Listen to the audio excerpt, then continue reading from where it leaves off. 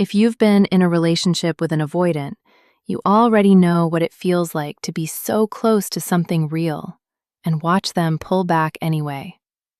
You did everything right. You were patient. You were understanding. And still, commitment felt like a door that never fully opened. So what actually changes when it finally does? The answer is going to surprise you. Here's what nobody in the relationship space wants to say out loud. When an avoidant finally commits, it's almost never about love. It's about their nervous system. And by the end of this video, you're going to understand exactly what shifted, and more importantly, what role you might have unknowingly been playing in keeping them stuck. Stay with me, because the last 2 points in this video are the ones that change everything. Let's get one thing straight first. Avoidants don't commit because they suddenly feel more love for someone. They commit when commitment stops feeling like a loss of freedom. That's the actual shift. It's not romantic. It's not a movie moment. It's neurological. And once you understand that, everything else starts to make sense. According to attachment researchers like Philip Shaver and Mario Mikulincer, avoidantly attached adults use what's called a deactivating strategy. They suppress their attachment needs to avoid the discomfort of depending on someone. They feel the pull toward connection. They just shut it down before it becomes conscious. So they're not cold people. They're guarded people. Big difference. Now here's what actually causes that defense to lower. There are 6 shifts, and I want you to pay attention to which ones you recognize from your own relationship. The first shift. You stopped chasing the emotional gap. When you stopped over-explaining yourself, stopped over-accommodating, stopped filling every silence with reassurance, stopped trying to prove your worth in 100 small ways every day, something changed in the energy between you.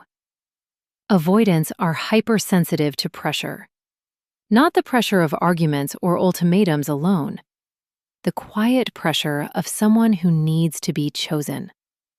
When the energy in a relationship reads as, "Please pick me," an avoidance nervous system registers that as a threat. It tightens. It pulls back. But when that energy shifts to, "I'm grounded whether you're in or out," something in them relaxes. Safety increases. Curiosity returns.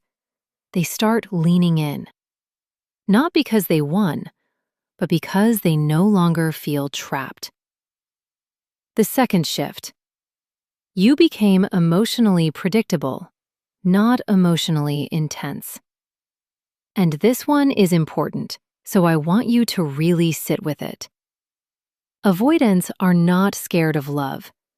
They're scared of emotional volatility.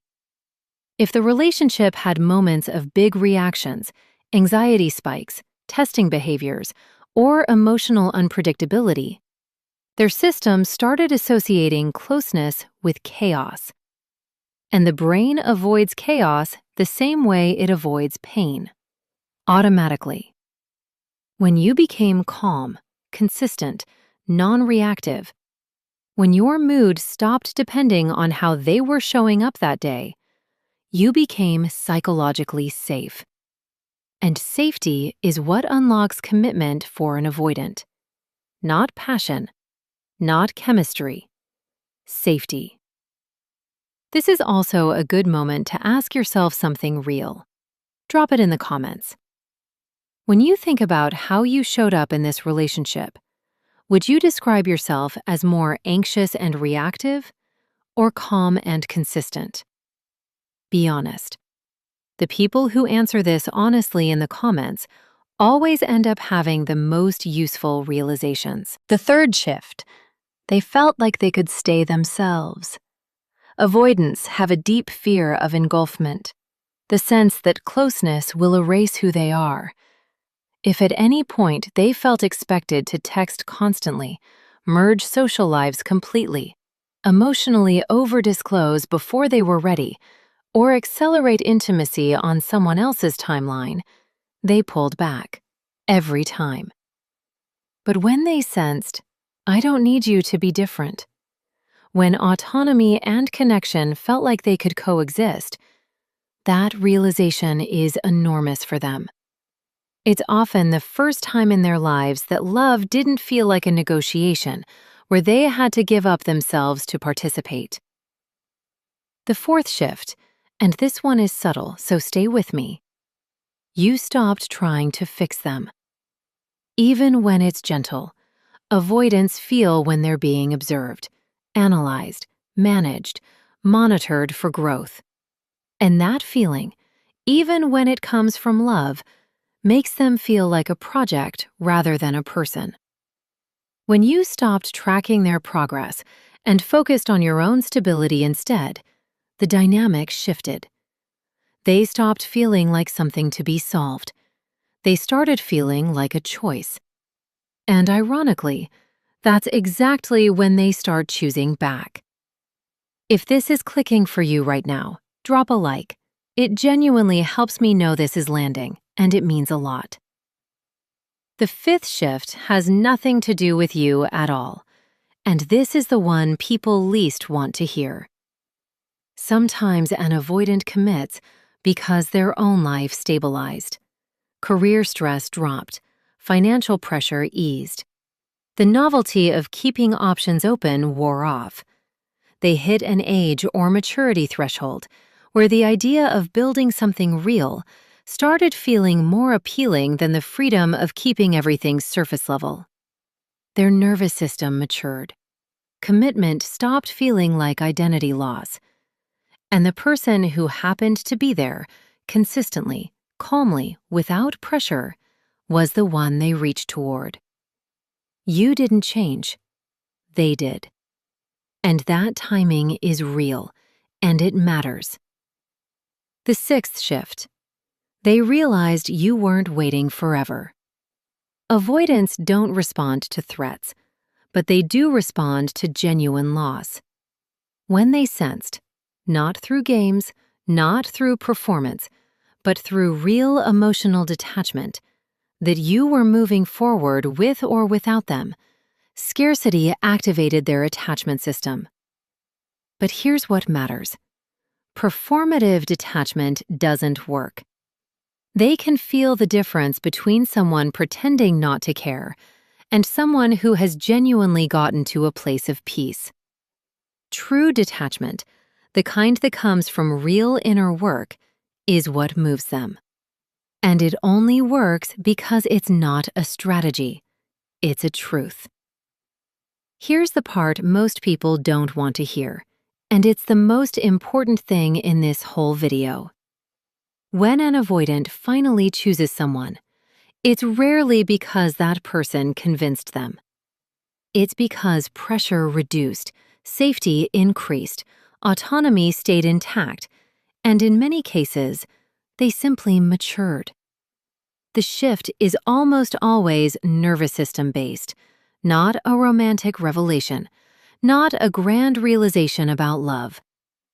So instead of asking, what changed in them? Ask yourself this. Did you finally stop overfunctioning? Because very often, when anxious energy softens, avoidant energy stabilizes. The two patterns are in a dance. And sometimes, the most powerful thing you can do is simply stop leading. And here's what that actually looks like in real life. It's not giving up on them. It's not becoming cold or distant on purpose. It's genuinely redirecting your energy back to yourself, your goals, your friendships, your peace. It's filling your own life so completely that you stop orbiting theirs. Because the version of you that isn't waiting, that's the version that's most magnetic to an avoidant. Not because you became a strategy, but because you became whole.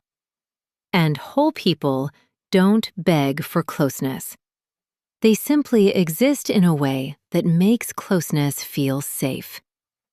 That's the real shift. It was never just about them changing. It was about you finally stopping the behaviors that were keeping both of you stuck. And whether they come around or not, that version of you is worth becoming anyway. If this gave you clarity today, send it to someone who's been stuck in this cycle. You already know who came to mind. They might need this more than you did. If you found value in this video, don't forget to like and subscribe.